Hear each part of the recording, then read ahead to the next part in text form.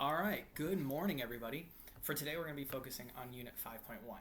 What do we need to know about Unit 5.1? 5.1 is focusing on economic forces impacting the political atmosphere of countries. And this is highly, highly important when we're talking about multiple countries inside of our course countries. With that, I'm going to focus on probably two countries today. The first country is going to be China, and the second country is most likely going to be Nigeria. The reason is because we're focusing on this concept of economic globalization. Globalization can be used in multiple ways. We can focus that on the political, the economic, or the societal. Obviously, we're focusing on the economic perspective because economic and politics go pretty well together. So, to start, why does it matter that we're talking about globalization? Well, it's pretty simple. That the vast majority of countries on Earth 100 years ago had little to no actual connectedness when it came to the economy. So generally speaking, this is due to supra, like supra, not super, supra, meaning above a country's government, organizations. That is going to be the International Monetary Fund, that is going to be the World Bank, that's going to be the World Trade Organization, or the WTO. All of these three supranational organizations are doing something very specific, which is promoting economic development. And what we can see across almost all cultures and all countries is that the children are better than the parents' childhood. So life has just become easier and easier due to economic globalization. Obviously, this is a little bit political when we're talking about that because clearly there's certain things happening in certain countries to where argumentatively their parents had easier childhood, right? War, famine, starvation, etc.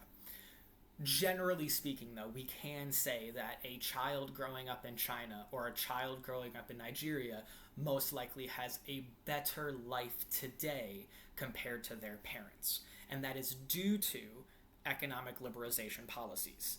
So economic liberalization policies are specifically stating that parents and grandparents will admit that their children have better opportunities. Think of the way a lot of countries say hello. The way a lot of countries say hello or say how are you or how are you doing today is not actually directly stating how are you. They actually ask you, have you eaten today? Are you full?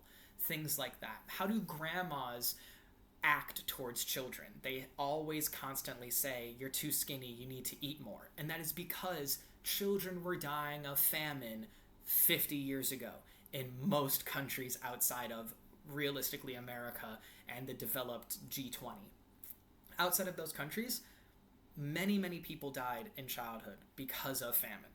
So these economic liberalization policies of economic globalization has been vastly beneficial. Now, when we are ever talking about supranational organizations, we also must talk about multinational corporations. These are going to be simplified as MNCs. They are essentially every single company you know and use in your daily life. Any student that is listening to this knows a MNC. That is going to be Apple, Google, Microsoft, Alibaba, whatever. Any company that involves multiple nations is going to be an MNC. The reason why it's so important to connect these two dots is because it's very simple.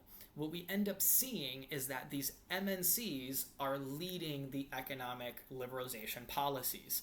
That means that as we have a large-scale globalization, the natural domino effect is once we have economic liberalization, we are going to have economic globalization, we're going to have neoliberalism, we're going to have multinational corporations. And multinational corporations have very good and also very bad things. Some very good things is going to be more people get jobs. There's typically more jobs going around. And by jobs, I don't mean necessarily making enough money to provide for your family, but I am saying working a 40-hour week, sometimes more than 40 hours depending on the country you're working in, or maybe sometimes under the age of 18. Wink, wink, nudge, nudge. So generally speaking, we're talking about this concept of that as time has gone on in our lifetimes, we have seen that the vast majority of countries from small countries in Africa to massive economic powerhouses like China have followed the same trajectory, which is focus on economic liberalization and work our way into multinational corporations. The problem can be is that these multinational corporations actually have a lot of conflict. So what we've seen inside of countries like China is we've seen mass protests against multinational corporations and workers' rights. So they ended up moving a lot of their manufacturing into Vietnam, Indonesia, and Africa, to which now they are protesting. We end up seeing a lot of really great examples of where economics and politics intermingle. So we're talking about these civil societies. We're talking about people behind closed doors are talking to each other and understanding that the environment that they're having with pollution, that their labor rights, that their taxations are being manipulated and being destroyed, so they're going to start to protest. And we end up seeing that a lot inside of China with the Hong Kong protests. We're starting to see a lot of that inside of many other countries around the world, because we're starting to notice that these MNCs maybe don't have all of the greatest feelings for us. So what ends up happening is the ending result is that we end up seeing that a World Trade Organization, a supranational organization, pushes the idea of economic liberalization, pushes the idea of multinational corporations, which is inherently neoliberalism, which was brought by Thatcher. The end result is that we see a stronger coherence of civil societies. We also see a massive amount of global dynamic markets. We end up seeing countries that maybe did not have a strong economy build up strong economies, just like what we see inside of China. Is we saw prior to the push of economic liberalization, prior to the push of multinational corporations, the country was suffering economically. Not anymore. They have the special economic zones of Eastern China, to where they have massive, massive, massive businesses like Alibaba or Tencent. And the end result of these changes and these policies have led to children having significantly better lives, and we end up seeing middle class growing, and the overall population of the world inside of mass poverty has decreased significantly. So that is essentially wrapping up Unit 5.1.